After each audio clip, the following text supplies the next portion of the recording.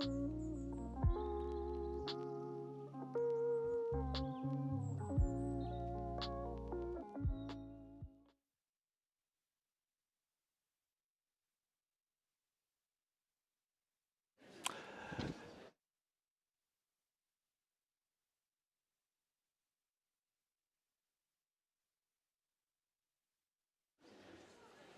everybody. Welcome. My name is Robert Levitt. I'm the acting dean, for any of you who don't know that already. And so thank you for attending this evening's lecture, making it through the polar vortex. I think it will be nice to see some of the images that Mark Laird will be showing tonight in contrast to what we're seeing outside, flowers and gardens. Interesting contrast. Anyway, before we proceed, I would like to acknowledge this land on which the University of Toronto operates. For thousands of years, it has been the traditional land of the Huron-Wendat, the Seneca, and the Mississaugas of the Credit. Today, this meeting place is still home to many Indigenous people from across Turtle Island, and we're grateful for the opportunity to work on this land.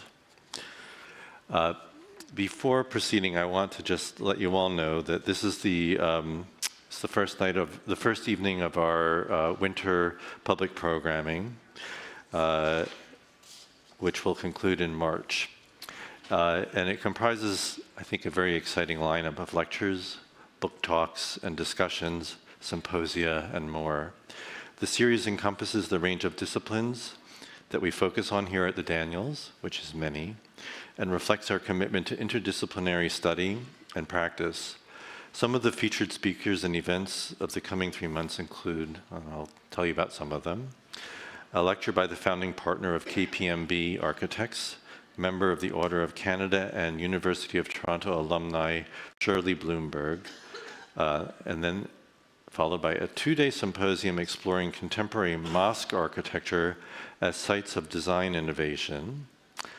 Then, a Lagos-based architect and curator of the 2023 Sharjah Architecture Triennial, Tosi Oshinawa, an artist by the Turner Prize-nominated duo Cooking Sections, a lecture on the concept of place knowing by Theodore Hohola, director of the Indigenous Design and Planning Institute at the University of New Mexico, and many more events. So hope to see many of you at other evenings here over the course of this winter.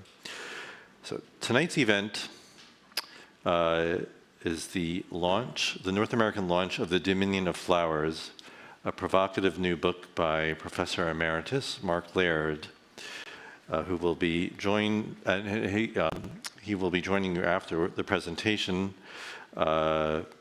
for a book signing, and he will have a discussion after his presentation with Therese O'Malley for about 30 minutes, and they'll be answering a few questions from the audience and discussing their thoughts with each other.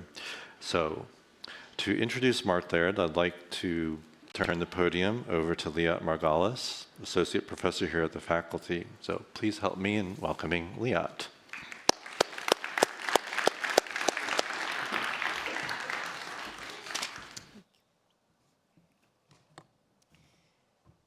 Thank you, Robert. For our landscape community here in Toronto, as well as for many Mark's dear colleagues in the US, Europe, and around the world, some of whom are joining us virtually, this evening is particularly special. Not only are we celebrating yet another scholarly triumph, but importantly, we're gathered here to also celebrate Mark Laird's 40-year-long career as a scholar, practitioner, teacher, and mentor.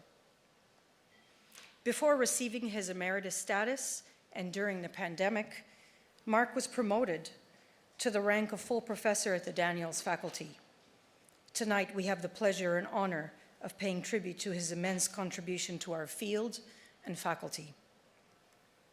To do so, we're joined by Mark's longtime colleague and friend, historian Therese O'Malley, who traveled from the US in this brutally cold weather for this very special occasion. Mark Laird is world-renowned as a historian of landscape and garden history, and through his practice as a heritage consultant. His scholarship appeared in the world's leading book series, anthologies, and journals in landscape history. He's been a research fellow at Chelsea Physic Garden in London, and twice fellow, then senior fellow at Dumbarton Oaks in Washington, D.C. As a consultant, he advised on sites in Europe and North America, including Hestercombe, Gibbside, Rest Park, and Strawberry Hill in England, First Prickler Park in Germany, the Belvedere Garden in Austria, the Halifax Public Gardens, Grange Park, and Allen Gardens in Canada, and Vimy Ridge in France. His replanting work at Paynes Hill Park gained international attention, for which he received the prestigious Europa Nostra Medal for exemplary restoration in 1998. During his promotion review, we received several letters from distinguished historians around the world who spoke to Mark's unique expertise, groundbreaking approach, and enduring influence. One scholar wrote, "Laird is an unusual figure in landscape history with a hybrid profile. He's not exclusively a historian or a practitioner, but rather both simultaneously. This has enabled him to establish a unique position within the discipline as a historian with first-hand knowledge of horticultural design as it relates to historical approaches to planting." Another historian noted, one of Mark's outstanding characteristics is his capability not only to identify important topics and questions, but also to investigate them intensely over long periods and without geographic constraints. Others remarked on his attention not only to prominent figures, but voices that had been long underestimated. His latest book, which traces trans-oceanic movements of plants and people and covers vast geographies and worldviews, is yet another testament to that. Before his appointment to the Daniels faculty, Mark was for 15 years a senior lecturer in the history of landscape architecture at the Harvard GSD, where, if I may add, I was his student 23 years ago. I believe I speak on behalf of many colleagues and former students who will confirm Mark's lasting influence on the landscape community and deep gratitude for his teaching and mentorship over the years. Please help me welcome Mark Laird to the stage.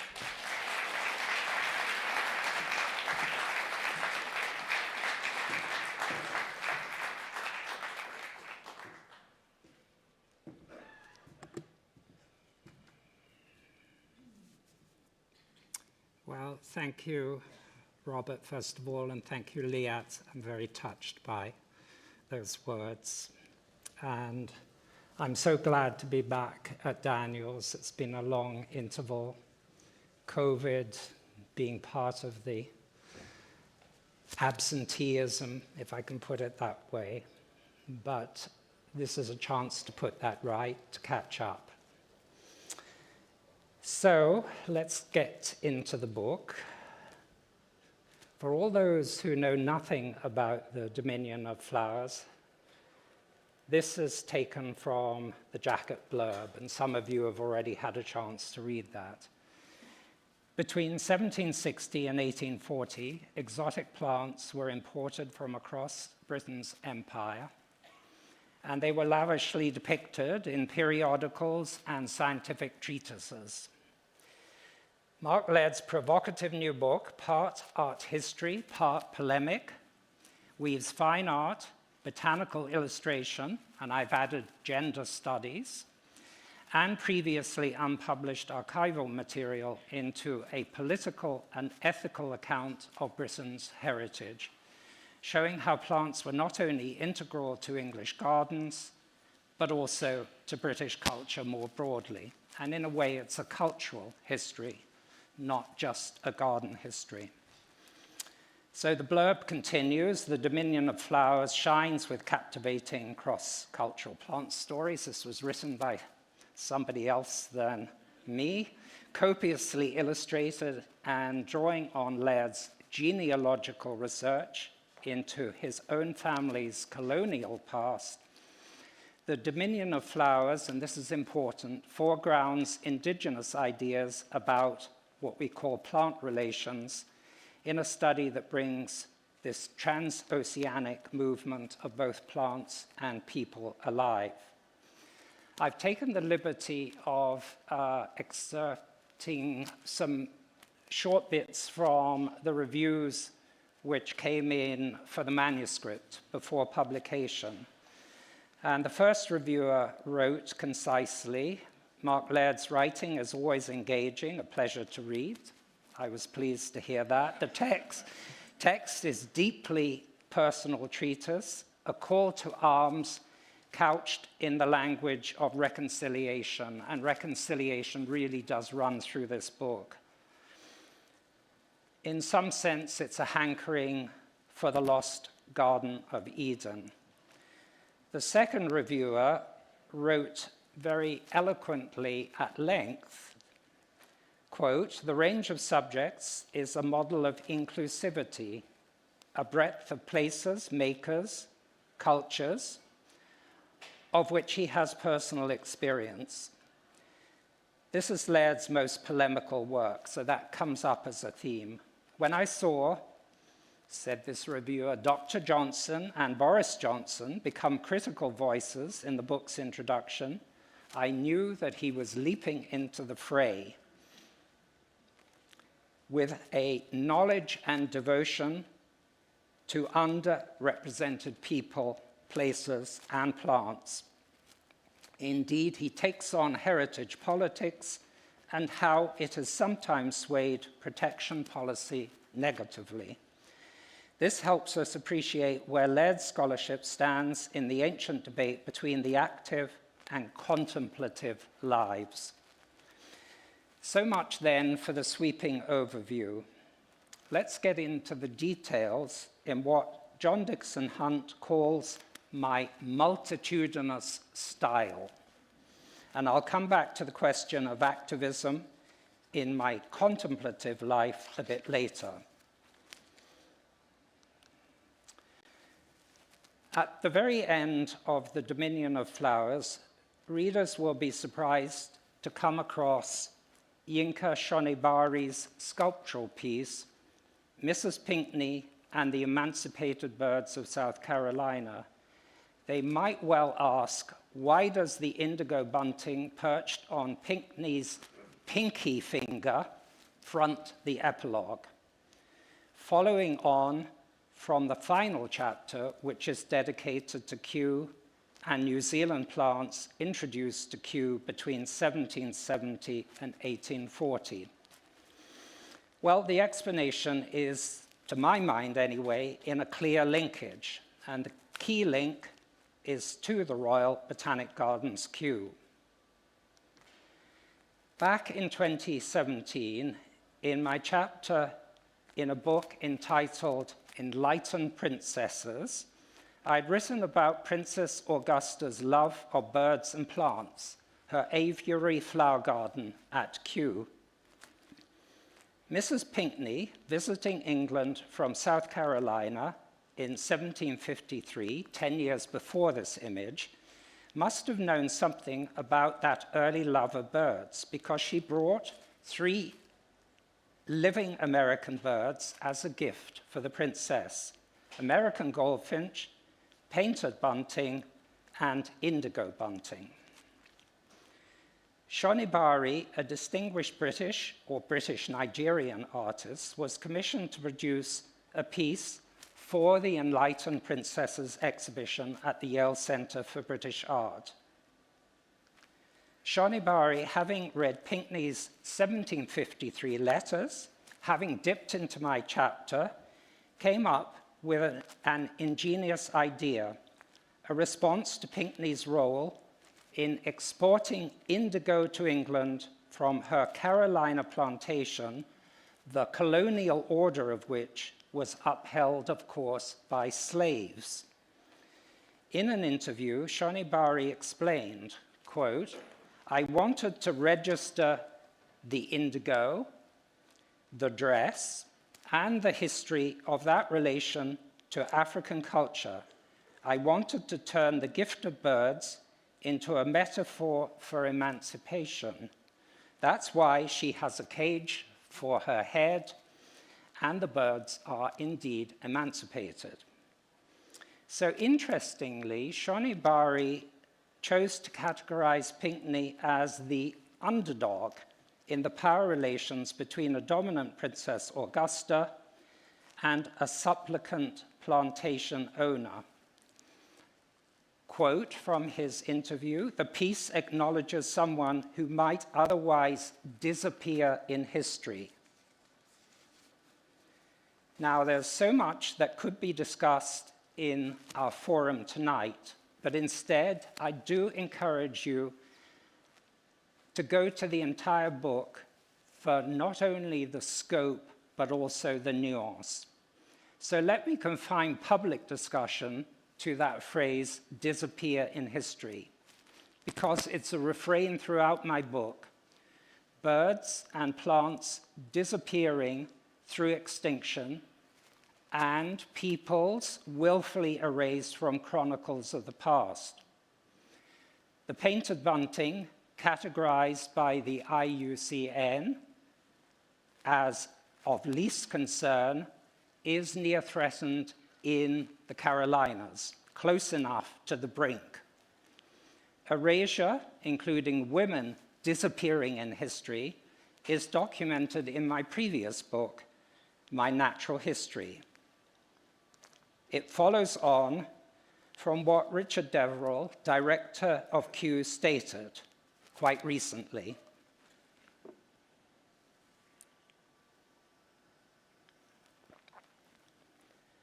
For more than 260 years, scientists from Kew have explored every corner of the world, documenting the rich diversity of plants.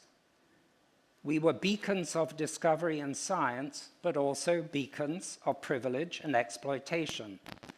Like so many other organizations, parts of Kew's history shamefully draws from a legacy that has deep roots in colonialism and racism. And also, we've been a bit lazy with our language in the past. For example, we describe many plants as being discovered by Western botanists and explorers, but many of these plants have been used by indigenous communities for thousands of years. In other words, indigenous peoples were willfully erased. And this brings me to the genesis of Dominion, emerging out of a discussion of the erasure of women in My Natural History of English Gardening of 2015. That 2015 publication led me to conclude the chapter in Enlightened Princess with a provocative characterization of UNESCO's Kew World Heritage Site as indeed a masculine inscription. It made Sir Joseph Banks the prime mover with his economic botany, exploitation if you like, instead of the short-lived Prime Minister Lord Bute, in association with the widowed Princess Augusta. Quite clearly, Augusta should have been recognized in the UNESCO document along with Lord Bute, who's not even mentioned as the founding figure in Kew's history, 1759. This very rude caricature is of Lord Bute, described as Laird of the Golden Pippins. He's up there atop the tree, a very risque representation of a man in a kilt.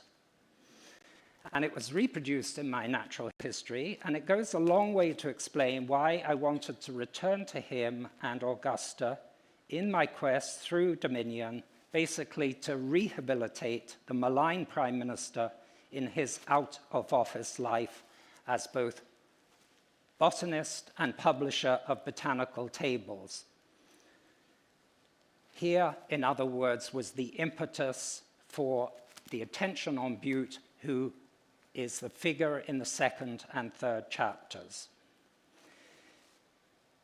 It was early in 2020, just as COVID was striking, that Joanna Marshner of Historic Royal Palaces emailed me with a request to join a workshop on what they were calling the Imperial Garden. And it was meant to involve Kew and the University of Oxford, but the pandemic obviously put an end to that. So I started thinking further, what could I have researched on the Imperial Garden? And I began to think about plants of New Zealand in the period of Captain Cook and Joseph Banks, and in the Victorian period of the hookers of Kew with the artist Walter Fitch. And here is Fitch's lovely 1850 Pohutakawa decorating the front jacket. I was prompted to think further about the erasure of Maori culture and the plants of Maori Aotearoa. Antoine Claudet's daguerreotype of Hemi Pamari, likely taken at the Royal Society in London when he was on display in 1846, became for me the face of Maori culture back then. Pohutakar itself is emblematic of Maori mythologies. This so-called New Zealand Christmas tree was very familiar to me from London boyhood, as our New Zealand relatives would send red blooming cards every Christmas. My New Zealand expatriate parents still used Maori terms such as Pakeha to refer to our relatives in New Zealand, what we would now call settlers. In 2017, I began to think about my cousin in Wanganui and how the Wanganui River became the first river worldwide to be protected under personhood, this new concept of 2017. In short, I had a global beginning along with a genealogical starting point, since a branch of my mother's family had set sail as a settler for New Zealand in 1841 from the county of Hampshire in southern England.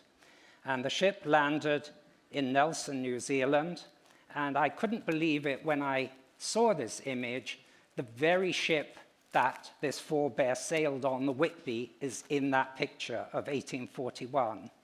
So the three-chapter structure began to emerge: local, which was the counties of Hampshire and Dorset; pan-European, with an emphasis on German; and, of course, Antipodean. And I started to have some fun thinking about the antipodes, English shrubbery versus New Zealand bush.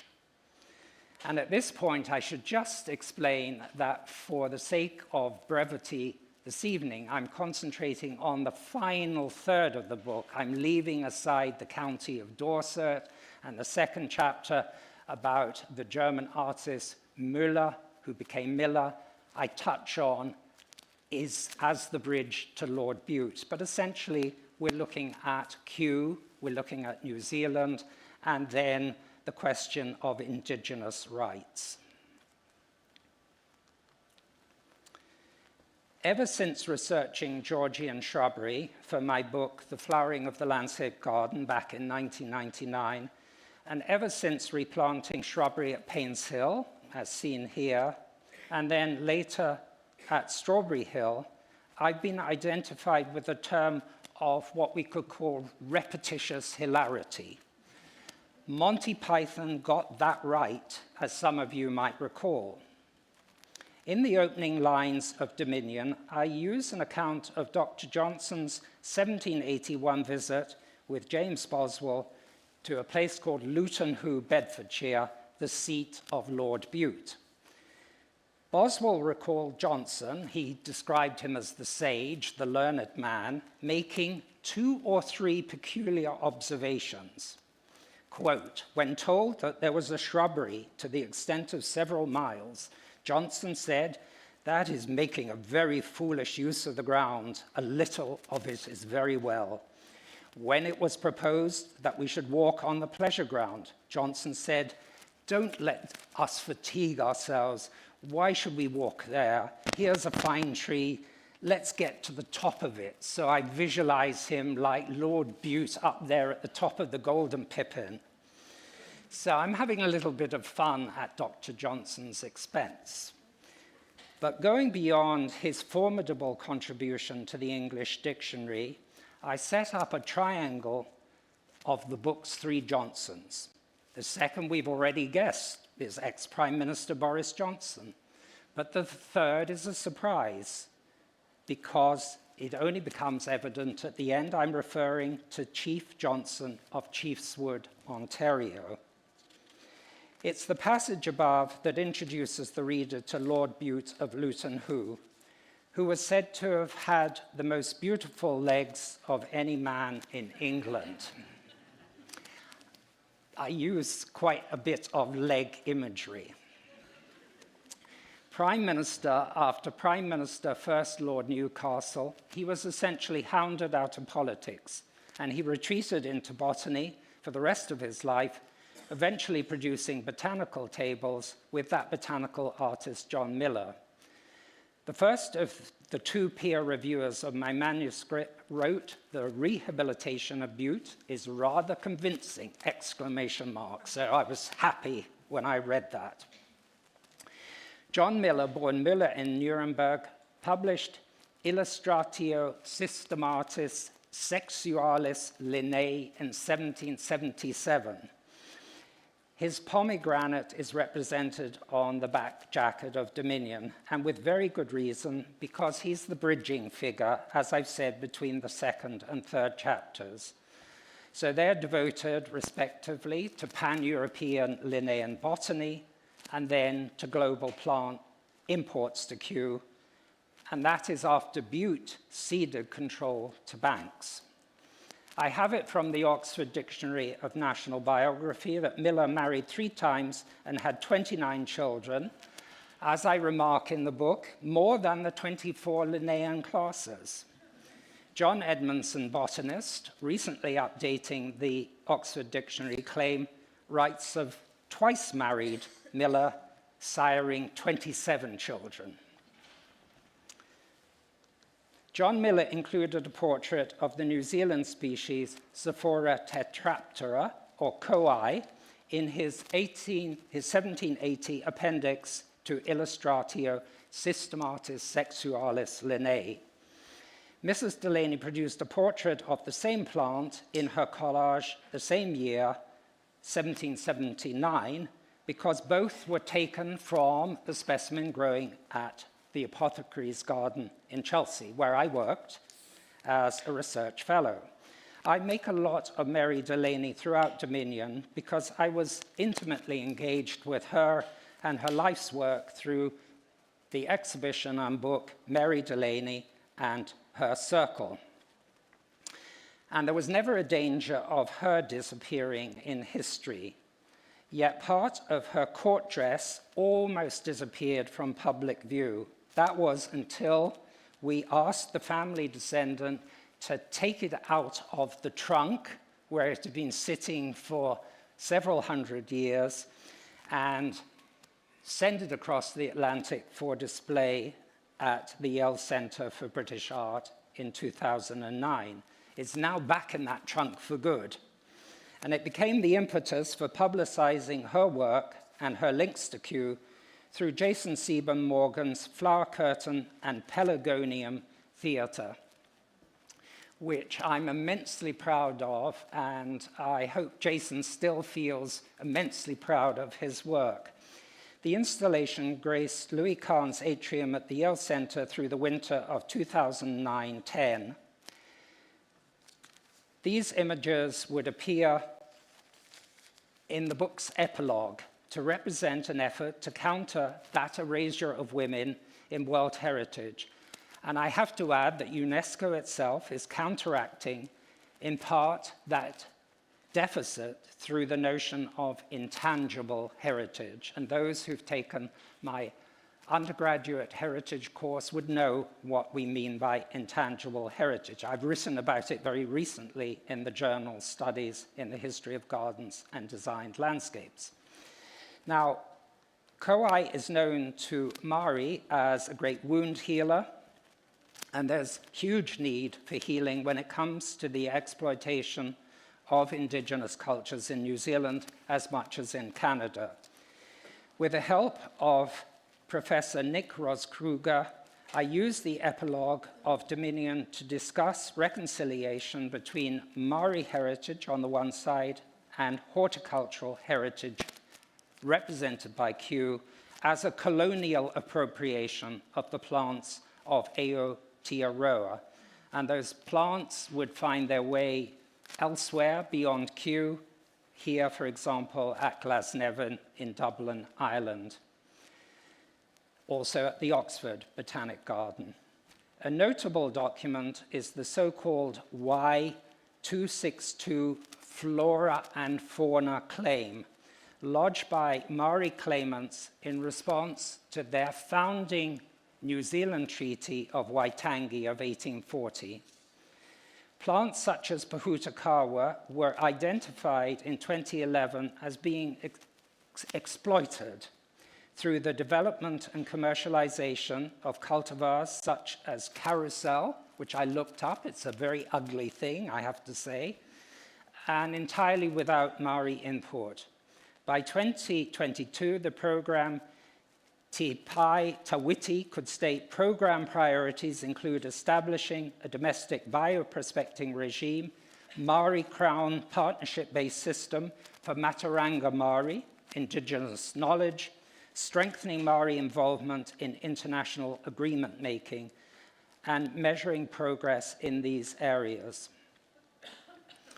Affecting the psyche through shifts in law, which I refer to at the beginning of the book under personhood, is one thing.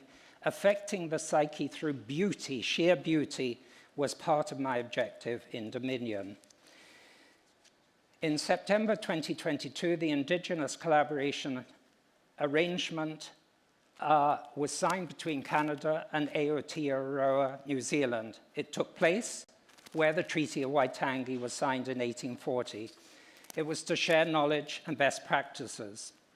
Now, in Toronto, we're well aware of issues behind truth and reconciliation. I don't need to go into that, and the effort to rename Ryerson, TMU.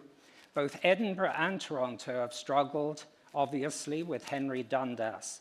What's interesting about it from my point of view is these debates then raise the question, which I don't really answer specifically, in the light of the great Sir Hans Sloane's removal, literally from the pedestal of the London's British Museum, what can we say about Sloania?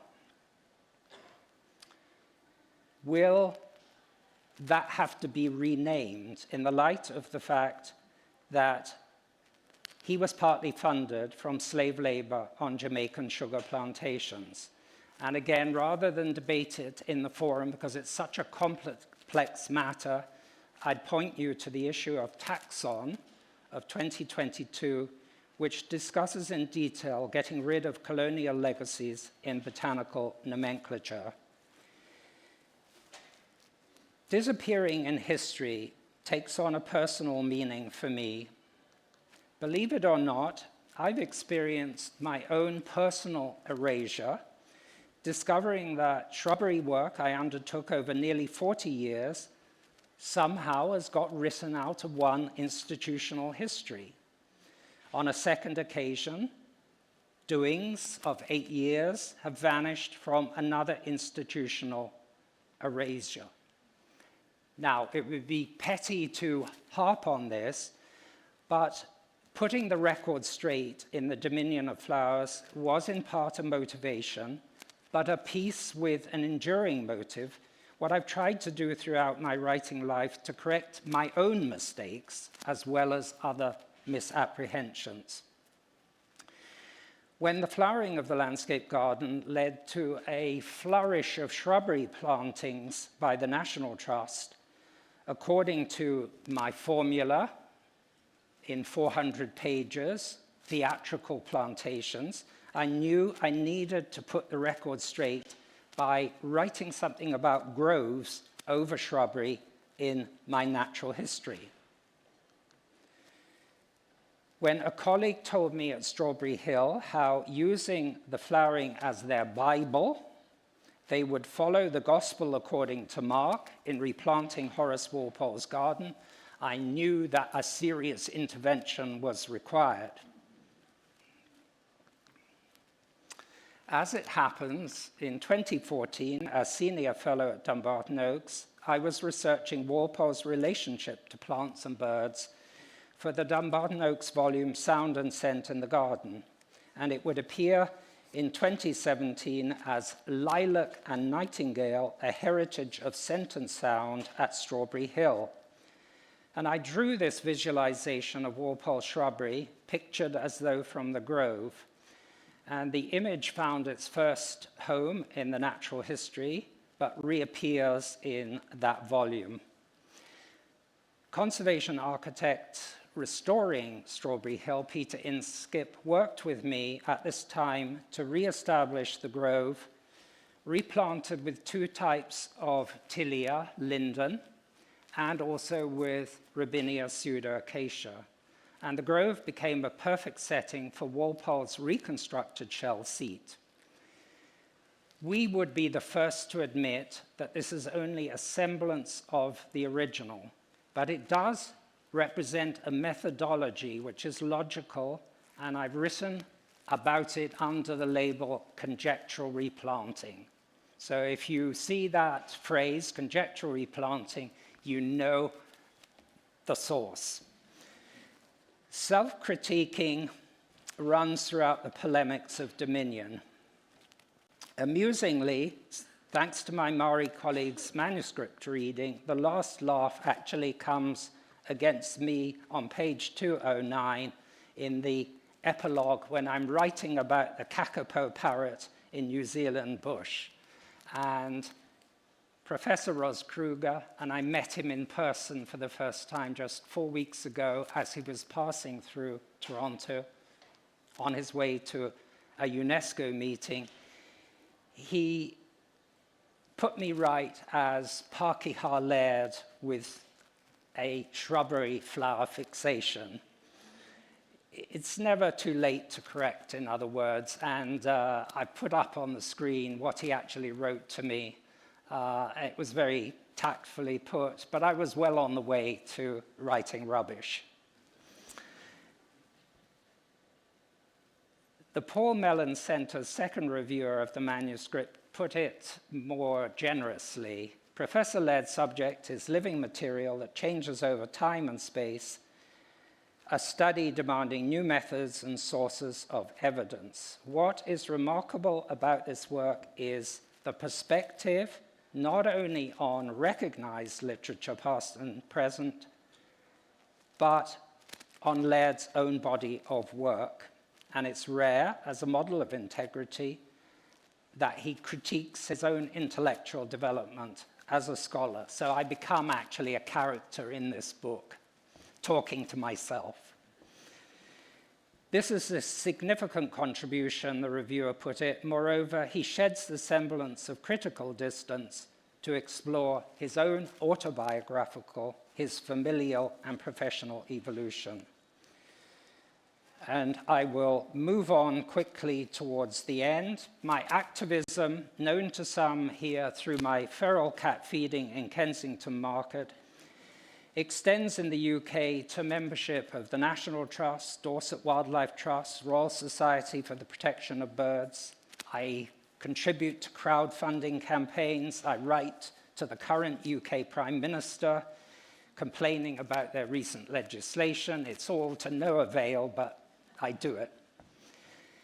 The polemics of Dominion reflect this active life and revolve around several arguments, one of which I've already said, personhood. Number one, the vital contribution of trusts. 100 years of UK trusts in the face of government inertia.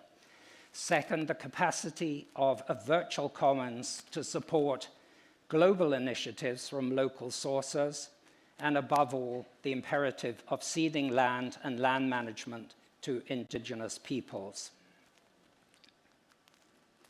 So this is a kind of summary of what I've been up to. To show how the polemical can become topical, I've been surprised over the last few weeks, last couple of months, how many things turn up that are relevant to the book or vice versa. And so we have here the Observer talking about the Gloucestershire Wildlife Trust bringing back the large blue butterfly from extinction. Yes, we have the male bitterns booming.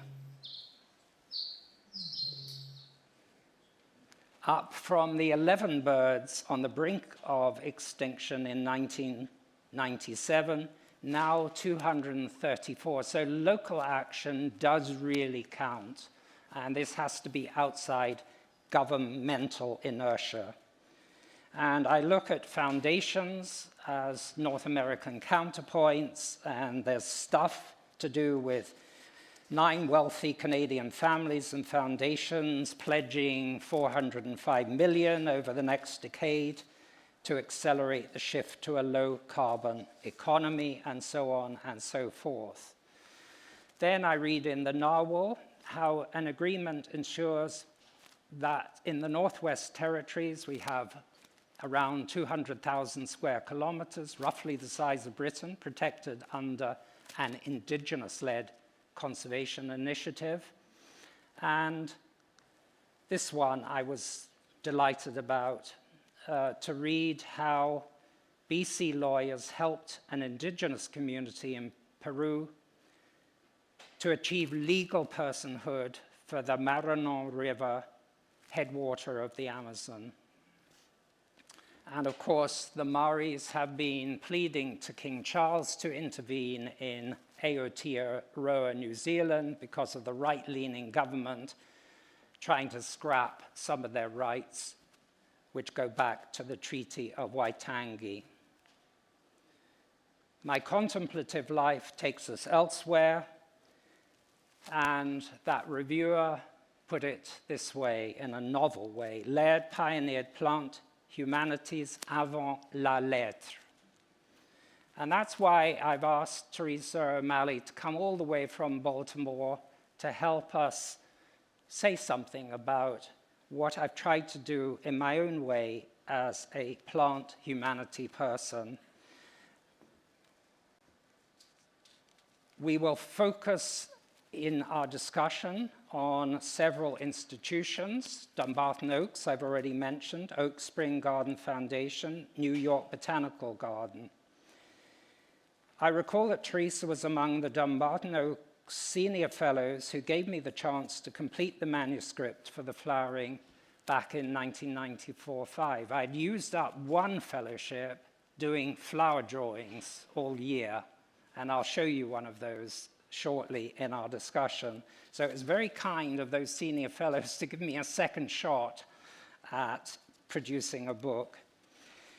She's worked on volumes to do with John Evelyn. We've worked together on Mark Catesby, all these significant figures. I'll bring up Flora Illustrata of 2014, highlighting the works of the Mertz Library of the New York Botanical Garden. We'll have a chance to look at that in our discussion. As Associate Dean at the Center for Advanced Study in the Visual Arts National Gallery of Art, Washington, D.C., until September 2021, as the author of Keywords in American Landscape Design of 2010, which got digitized, as it were, into a much more significant volume on the history of American landscape design. So Teresa knows the field of landscape studies intimately, particularly from the point of view of the history of botanic gardens. Impeccable credentials, but also, as it happens, enduring friendship. So there's one thing that shouldn't be overlooked. Why is Daniels the right place, of all places, to hold the North American book launch of The Dominion of Flowers? After 15 happy years at the Graduate School of Design, Harvard, which produced A Natural History, I needed a new spiritual home, an academic affiliation that would allow me to teach both heritage studies and the place of horticulture within landscape architecture. I couldn't have been luckier to be given that chance for 6 years and in the very pleasant collegial atmosphere that fostered the teaching as well as the research. And everything then came together in the Dominion, a book largely researched during the pandemic and notably with resort to digitization, particularly the Biodiversity Heritage Library. And Teresa was reminding me of how significant her role was in the establishment of this incredible digital resource. So being able to, from my desk in my basement in Toronto, to just go everywhere and access all these images, all these ideas, makes the book something entirely different from my previous research. It really is a virtual work. As I came down with COVID in late April 2022, my retirement from teaching at University of Toronto turned into what I call a kind of disappearing act. And some of you have not really forgiven me for just disappearing, but this occasion is a chance to put that right. So I'm so grateful to Daniels and to all of you at Daniels for hosting this very welcome event for me, for my work, for Dominion. So thank you.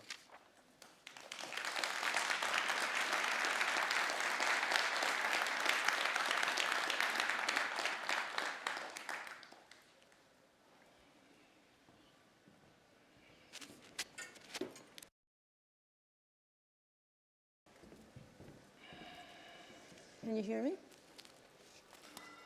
Can you hear me? Yeah. Okay, great. Thank you. Have you turned it on? It's green. Yep. So, well, it's really a great honor to be here. Thank you. Thank you for the introduction and invitation. And I want to say a few words before we go into our conversation. It's an opportunity for me to congratulate Mark.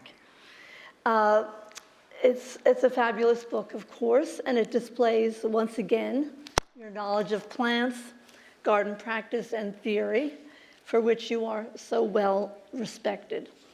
Even in your earliest work, it was prescient in that it turned to topics such as weather, animals, gender, labor, questions of indigeneity that just weren't being asked in the conventional plant and garden histories. And you kind of put into their conventions of stylistic and iconographic studies many new questions and ultimately answers. You have explored critical characteristics of change over time in a garden, the relationship of parts to whole in a design, and the experience of success and failure, all toward a better understanding of the meaning and the function of cultural and natural landscapes. Mark, you practice a methodology that never isolates the plant from the facts of its original habitat, nor its garden bed, nor its representation in text and images. You do not draw boundaries that would strip the plant from its historical, human, or non-human experience or existence. In a fully ecological sense, the wholeness of your purview is exemplary and very difficult to accomplish. As John Dixon Hunt said many years ago, quote, like all good garden and landscape historians, Mark Laird had to invent his own discipline, which he has achieved with skill and erudition, end quote. So the new book works against the notion of garden and plant history as irrelevant. It is a treatise on how a modern history of flowers can illuminate the world in which we live now and crucially in the future. Your range of professional and practical experience and the deep ties to 3 continents make you a rare and enterprising interlocutor. You build arguments supported by text and images drawn from a broad range of genre and media, cross-referencing, and giving us the kind of books one returns to repeatedly to delve into the stories you tell and the visual material you gather or make. Did you switch now to the first slide? Like this one, you mean? There are key themes that we have come to associate with your work. We've heard some of them already tonight. First, the contribution of women to natural history and gardening, the role of amateurs, which you have argued in the past is not a gendered category, the changing nature of scientific practice, increasingly professionalized and male-dominated in the period you study, your interest in material culture, the media of landscape and of art, and the power of making and knowing. So with these in mind, we can move on to our conversation, which we have organized somewhat chronologically, and pointing out, what I want to do is point out the many hats that you have worn as an artist, an author, an activist, a curator, a designer, conservation consultant, and scholar, and we will only get to put some of those hats back on you tonight. But the first one is as an artist, and want to simply ask you to talk more about where and when you developed your skills in drawing, and in particular, your concern with depicting the living, changing nature of plants, drawing from contemporaneous evidence of text and images. Yeah, well, as this particular image illustrates, and it was done for my book, The Flowering, it was necessary to bring to life the very rare fragments that survived from 200, 300 years ago. A planting plan is something that was thrown away, basically. So if you have one, you cherish it. But to see a planting plan as just lines and names makes no sense. So I thought, well, how do I bring that to life? And it began with my thesis back in 1984, and then I developed it at Dumbarton Oaks in those two sequences. But we have to cast our mind back to the era of the typewriter and the Xerox machine, because I would draw, and this was true at Dumbarton Oaks in the wonderful Mrs. Bliss Library. I would be sitting there with my pencil and a piece of paper, drawing a flower border like this from a planting plan, and then I would take it down to the copy shop and have it printed onto very, very thin watercolor paper. But one step was that I had to type out a label, and this replicates what I would put as a label on the actual drawing. So then I'd paste on that typewritten label. The copy shop would produce me not just one, but 2 or 3. And that means that you, Theresa, have a copy of this, I believe, in your home, because once I've got the template, it's just culling by numbers. It's very easy work. So that was how it all began, and it then developed into an understanding about horticultural method. So if we look, for instance, at this drawing, which became my business card, I printed up that drawing on a little card like that, and I could hand it out. And so there are people around the globe who have my business card like this stuck up somewhere. And it was drawn from that planting plan, which is in the Bodleian Library in Oxford. And it was drawn by or for Lady Elizabeth Lee of Hartwell. So here we have our first lady landscape designer, not really professional at all, amateur, but so skillful that we could then visualize it in this drawing and then translate it into those flower beds at Paynes Hill. But of course, the gardening staff quickly pointed out, you cannot grow a sweet pea up a straight bamboo rod. It just doesn't work. You know, they need sticks, twigs, to climb on. So that became my relationship then to gardeners, to understand tools, and that's where the knowledge that is gained making things comes in. The drawing technique gets perfected, if I may say, in this particular drawing, which I was able to use eventually in the Dumbarton Oaks publication, Sound and Scent in the Garden, to illustrate Walpole's fascination with interior scent, hyacinths being very centered. But do you notice those props that support the flower-heavy hyacinth head? Not as heavy as a modern-day hyacinth, mind you. They were much more refined. You can see how I've drawn them, and I went to Mrs. Mellon's library to find out what does an 18th century hyacinth actually look like. And there are a few florists that have hollyhock hyacinths. That's the closest resemblance. But those sticks replicated what I'd found in the planting beds, like Hartwell, Painshill, and it was all derived from actually Baroque plate-de-bande flower beds, where you put, like at Hetlow, or for that matter at Versailles, you put things to give you a rhythm, and so there's a lot of picturesque that's derived from Baroque.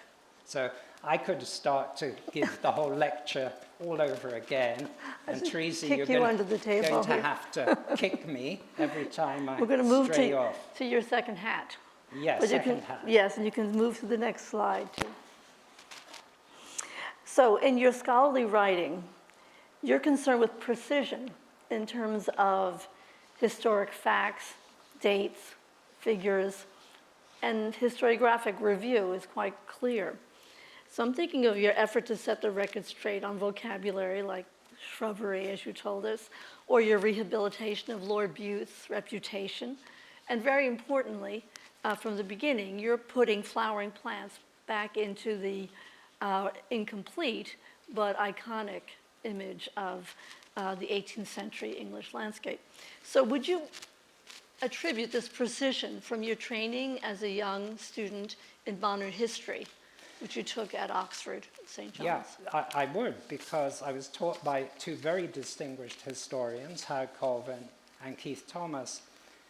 And that may not mean much to you, but for Teresa, those are names. They're very, very significant names. More to the point was that they forced us to produce 3 essays every 2 weeks. I don't know quite how that worked, but it sticks in my mind as a peculiar formulation. What that meant was that you had 5 books that you had to go through and digest and then produce the essays. So it became a discipline, a craft of writing day in, day out. So I didn't realize it at the time. I wasn't the most brilliant history student, but it gave me training in that kind of precision. And how Colvin, he had some phrase about bricks and mortar and how I got the balance of the two wrong. And I am a bit obsessive about details sometimes, to the point where I completely lose the big picture. And that's why I brought Teresa in to correct the tendency. So why we put this up was that, strangely enough, just last year, I came across a notebook which I'd misplaced and I thought was lost. And it was my first effort, having graduated in modern history, to go into the world of landscape and gardening and to note down everything and be observant. And I used the discovery of that notebook to write a piece for the Gloucestershire Garden Trust. They'd been bugging me about a particular place, Kinkham, where I had worked. And how that came about is a strange thing, that I got an introduction to Geoffrey Jellicoe, very, very distinguished landscape architect, just by chance, because he was the neighbor of friends of ours. And when I turned up at his house, he had a copy of Concrete Quarterly, on his coffee table. So he said, well, how about spending the summer working up at Kinkham in the Cotswolds, where Sir Gordon Russell pioneered the use of concrete with Cotswold stone and treating the surface of the concrete in a very, very interesting way, bringing in plant motif and so on. So I was, you know, up for anything and naive enough to think, oh yeah, I'll do that. And it led me to helping construct a ha-ha and a fort for his grandchildren. But when I had finished my landscape architectural studies, he asked me to come back. It was right at the very end of his life, and he was suffering from a motor neurone condition, which meant that he couldn't actually go out into the garden any longer. So I had to become his eyes and his ears, and it was a bit overwhelming. But what I did notice when I went back was that my drawing had improved over those years. And by 1981, 82, not only was I working for him, but as it happens for Hugh Hudson, who was just then working on Chariots of Fire, the Oscar-winning film. And so that drawing there on the right, it's a bit fuzzy in this reproduction, but that was done for Hugh Hudson and their garden in Hammersmith. In the piece I wrote about Hollywood in Hammersmith and how I met all these Hollywood people, and yeah, by chance. So after modern history, you took 2 advanced degrees. You can leave that up. No, okay, it's fine. First in landscape architecture and then conservation. And then you practiced internationally across Europe, the UK, and North America. But that early journal, that 1974 entry, very moving, those sketches, and you wrote that the drawing brings you back to the immediacy of living in and strolling through a garden. So it kind of evokes your awakening of a sense of place and an appreciation that obviously grew as you were able to work with people from very different disciplines. And so you've, in the past, told me something about what you learned from field archaeologists, and so maybe you want to talk more about that. Yeah, well, first of all, it introduced me to the idea it's a very different thing to live in a garden as opposed to design a garden. And that's a distinction I drew in my natural history between the women who were spending more time in the garden than the men who were controlling the garden making, bringing in Capability Brown. And that then related to the work I did for English Heritage at Rest Park, where 2 generations of women, Jemima Marchioness-Gray and her daughter Amabel, inherited the estate, and their letters convey living in the garden, the immediacy.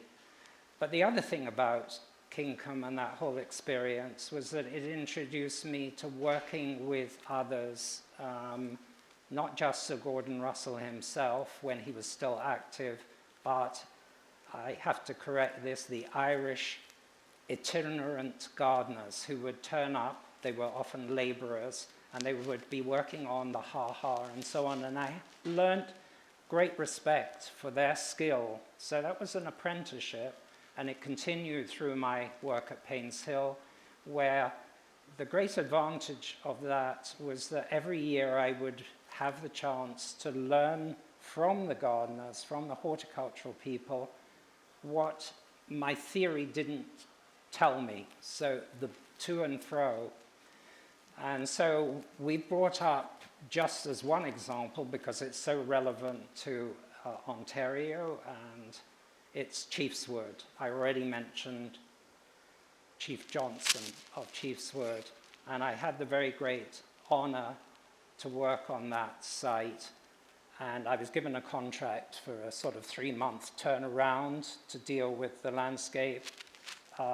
We have Ian Panabaker here, who was working on the restoration of the house itself.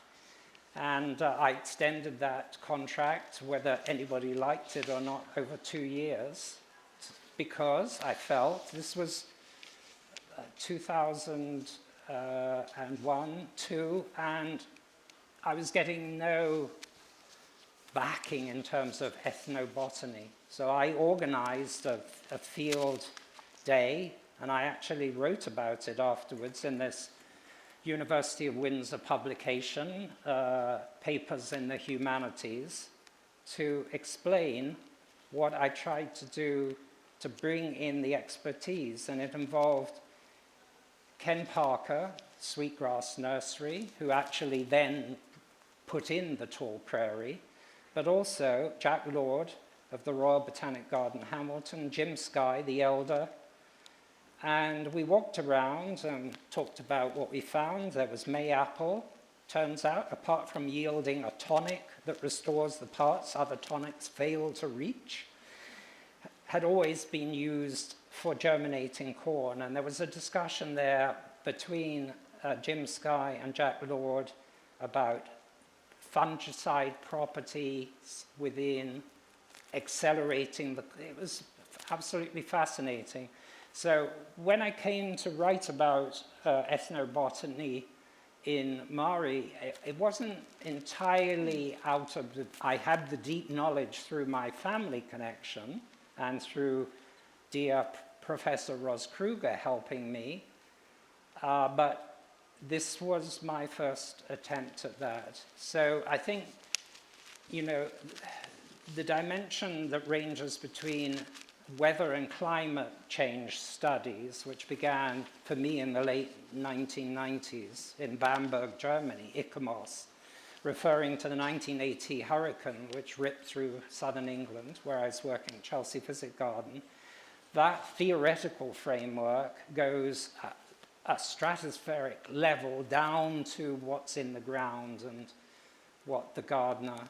I use the phrase leaf mold of Kingham because Gordon Russell had me putting leaf mold into the interstices of his stone wall so that he could plant seed in there and the leaf mold would hold the moisture. And it was 1974 and it was a drought summer just before the really bad drought summer of 75 and 76. So all of those things come together. Yeah, learned a lot, yeah.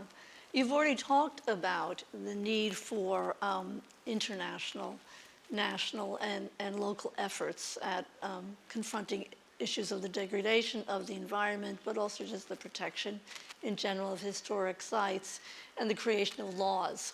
And the practice of recognizing Aboriginal rights. So do you want to go to the next slide and perhaps talk about another project? Yeah, well, Julian Smith, who's known to some of you, the great conservation architect, I'd worked with him at Rideau Hall and at 24 Sussex Drive, as it happens. And he had the habit of picking up the phone and out of the blue he would say, we need to do this or that. And I got the phone call and he said, we've been working at Vimy on the memorial replacing the stone, and it's been a labor of love over years, but we have a bit of money left to look at the landscape in more detail. Can you be in Paris next week? And we'll go to Vimy and have a look. And I did that, and we arrived out of Paris very late in the evening. We had a very late dinner. It went after midnight, and Julian then said, we have the lighting technician with us. Let's go out and test out what he's been doing. So at 1 in the morning, we went out there in the company of the sheep that were grazing around. It was very, very misty, as it can be near the channel. And then these lights came up. Absolutely fantastic. But to answer the question, what was interesting about the planting around Vimy was that, 100 years of Austrian pine and Scots pine nearing the end of their lifespan, not really appropriate, but creating this incredibly unusual landscape form. So that was one thing, arguments about, well, should we just actually try and make it more sustainable in keeping with forest practices in northern France, Or do we have to hold on to this essence, which is actually similar to the monument, the shafts of light coming through the pine trees? But what struck me was that walking around underneath the pines, and I couldn't go into where the sheep go because there were mines and the sheep didn't set them off, but I would have. But I did notice one plant which I had never seen in England, strangely enough, deadly nightshade. And I thought, well, really, you need to do much more than simply document the trees. This is an ecosystem, evolved over 100 years, unique, very, very interesting, grazed. And so that struck me later in writing the current book. Atropine is the derivative from Atropos belladonna, used by ladies to dilate their pupils in Italy. Atropine is a counteractive against mustard gas and nerve agents. And so all of that seemed incredibly powerful, but I don't know what happened as a result of that report. And it's often the case that, you know, you're brought in, and Rita Hall, Chiefswood is one of the ones I'm so proud of the fact, going back 20 years later, that tall prairie is still there. It's being used and understood and maintained in its own way. Yeah. So now, as a plant scientist, one more of your many multidisciplinary realms that you move in. So we might mention your work in your specifically plant science experience, like in the DNA sequencing project from 1999. So one thing you wrote about this experience in this big project was, quote, "We are on the brink of redefining provenance in terms of genetic biodiversity. The scientific basis has been established for a new degree of precision in planting restoration and interpretation of gardens." So you want to say some more about that? Yeah, it was really in the context of Paynes Hill. We became particularly obsessed with the question, the plants that we're growing there, which are meant to be a representation of 18th century horticulture, are they actually just coming out of nursery stock, or do they have provenance? And so we started to investigate the question of getting them sourced directly from Eastern North America, from the former colonies, going all the way down to South Carolina. And at that time, we were particularly interested in this one genus, the phlox, North American phlox, and it was suggested that genetic sequencing could allow us to get a more accurate reading of were we growing the right phlox. Funding never became available. We never pursued it. However, the National Collection of Bartram plants from Philadelphia are the result of what we called American roots, the exploration. So that was an early attempt. It's kind of an aspect of plant humanities on the science side. And on that note, we'll move on to plant humanities as another area, because we want to turn to briefly look at places where our studies and careers have overlapped, where we were very well supported in our own pursuits of richer and we hoped more consequential scholarship. As you said, somewhere else where we could grow with the leaf mold of various nurturing environments into the historian's trade. But most importantly about these places we're going to describe was that they were places where we built communities. So what you see here now is a group of collectors who I feel have really, who did change mostly in the mid-20th century, the history of botanical book collecting in America, and in doing it internationally. But in doing so, they laid the foundation for the study of landscape history, and we'll see ultimately for plant humanities. And we can say that it's a field that has prospered to an extent that they probably never could have imagined. We're all collectors of rare books and manuscripts on agriculture, horticulture, medical botany, gardening, landscape, and supplemented with amazing collections of related art and literature and ephemera. These were, for the most part, private collections in their homes, but they were all made with plans to turn them into, ultimately, research libraries in the future. And they're all located in or related to important gardens. So going from clockwise, from the upper left, we have, you probably know, Beatrix Farren, the landscape gardener and plantswoman and the co-founder of the American Society of Landscape Architecture. She transferred her own collection, which she had built at Reef Point in Maine, of books and prints, and she intended to make a center there. But Bar Harbor was not the place for it, so she transferred it all in 1955 to Berkeley, the University of California. She was an advisor to Mildred Bliss, who you'll see on the upper right, and of course she designed the magnificent gardens at Dumbarton Oaks, but she was very much a part of the creation of that library collection. The Blisses gave Dumbarton Oaks to Harvard University in 1940s. And it took a little while, but the program specifically in landscape developed in the 1950s. In the lower center, you see Rachel Mellon, known by Bunny Mellon. And she was the first woman to serve on the Garden Advisory Committee for Mrs. Bliss's new Dumbarton Oaks library. Mellon's own absolutely extraordinary garden library became what is known now as the Oak Spring Foundation, Garden Foundation, following her death in 2014. So this is the newest institution that we're familiar with. The lower left is Rachel Hunt from Pittsburgh. And starting in 1913, she, who was an exact contemporary of Mrs. Bliss, she built by mid-century one of the finest private libraries of its kind.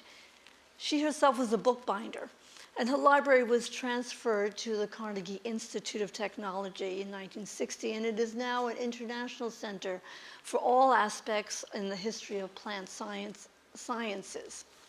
So the next slide.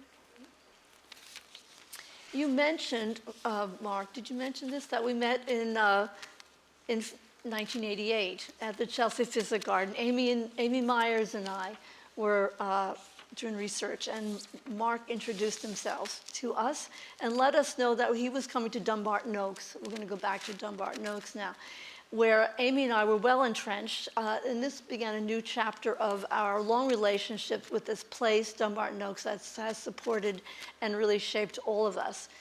Every day when we were there, we walked past this inscribed wall.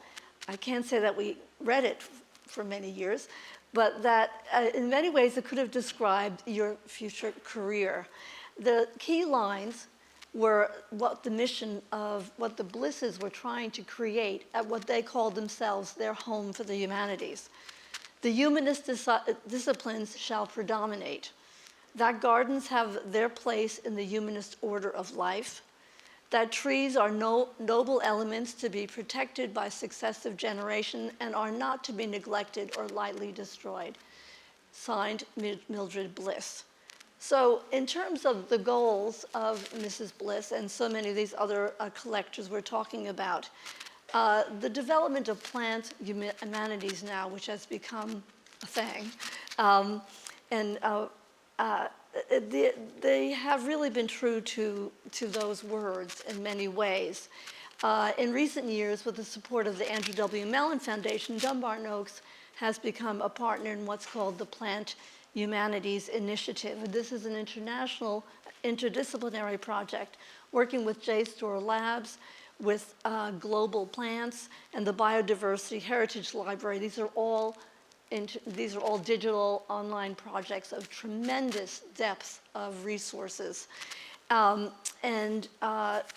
This is, I'll tell you quickly about Oak Spring, that although her intention in rural Virginia was to create as the centerpiece of her new center that she opened, was the library, really.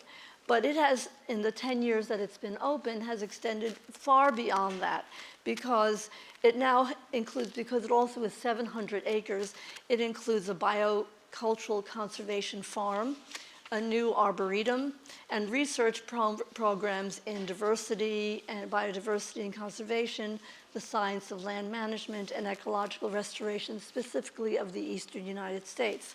So definitely a plant humanities enterprise.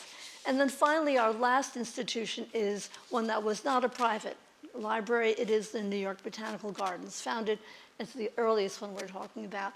It founded in the turn of the 20th century, and it's considered now to be the most comprehensive, the largest botanical library in the world. And it too recently has been able to be funded by the Mellon Foundation again for something called the Humanities Institute, a center for innovative thinking. And specifically in just the last few years, it has now created a new spotlight on the growing area of food humanities and doing terrific work. So Mark, tell us about how these research centers have nourished your work. I mean, I think what Teresa is explaining here is so important for all of you involved in the world of landscape architecture. Alongside landscape architecture, there is another world out there. And I think it's very significant that women were involved in the founding process of these institutions. Of course, these were wealthy, these were elite women, but now it's come into the public sphere and is doing tremendous work. My relationship to the three sites, which we can just put up, Dumbarton Oaks I've spoken about at length, but we came back to look at a particular manuscript, which I don't know why it ended up in Mrs. Bliss's library, but it was Mary Delaney's attempt to understand the work of the first work, which was to bring the Linnaean system into England, 1762, and it's all in Latin. And so she took it into English, and it was a process that I felt I was replicating in the second chapter of this book, where I put myself in the position of these women who are trying to understand Linnaean botany without having really much science, and not necessarily the best Latin. And whether I succeeded in the second chapter of my current book in conveying that remains to be seen. We'll see what the reviewers make of it. But it was interesting to realize how significant this amateur contribution was of people like Mary Delaney, the Duchess of Portland, her great friend. So that was critical for our Delaney exhibition, to be able to understand how did she get to make these collages. So there were two parts. One is the drawing part.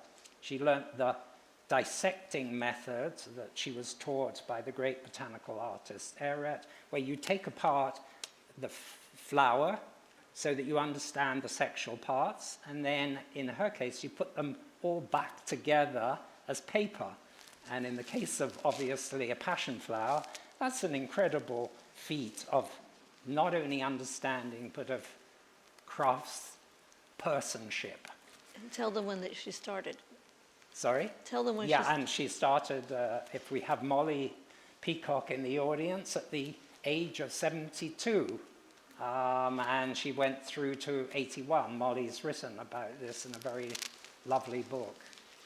So that's one thing. Then if we're talking about the importance of Oak Spring, now the foundation, but when I visited on several occasions, it was the library, the private library, and the first book I was introduced to coming from Dumbarton Oaks was Lord Bute's Botanical Tables. At the time I didn't actually know all that much and I didn't take it too seriously, but then I realized they have the copy there. There were only 12 that he printed. He was the archetypal amateur scientist, but a very, very knowledgeable botanist. And the 12 copies at great cost, only a certain number survive.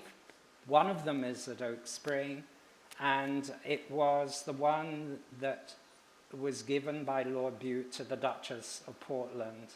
She died that year, so it went to her daughter, Lady Weymouth. Otherwise, she would have shared it with her great friend Mary Delaney. So it's a whole complex of things, but this became important again to me for the current book. And then finally, we come to New York Botanical Garden, and I mentioned Flora Illustrata. Both Teresa and I worked on respective chapters of that. I was given the task, I don't know quite why, of writing about nurserymen and the Horticultural Society of New York and the Elgin Botanical Garden. And it was a total thrill to me to be given this opportunity. I mean, apart from the fact that I love New York and it felt special that way, here was a transatlantic world. It gave me the other side of what I'd been dealing with in the colonial sense. So what's important about the efforts back then is that the Horticultural Society, Halifax Public Gardens, Allen Gardens, and so I've made a big thing of writing for Michael McClelland and for the Friends of Allen Gardens of saying horticulture today can be the place where, in our times